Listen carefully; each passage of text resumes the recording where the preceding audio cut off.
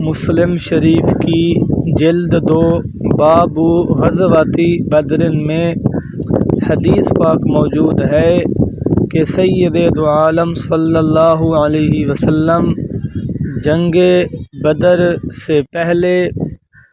بدر کے میدان میں تشریف لے گئے اور زمین پر جگہ جگہ ہاتھ رکھ کر فرماتے ھذا مصرع فلان،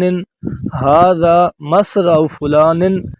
یہ فلاں مشرک کے قتل ہونے کی جگہ ہے اور کل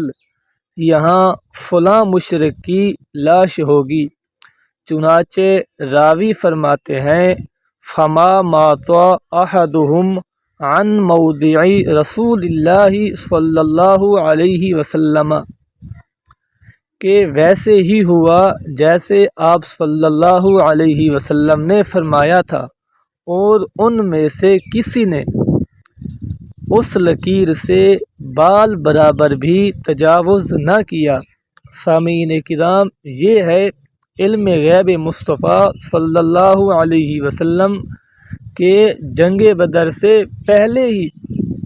بیان فرما دیا کہ کل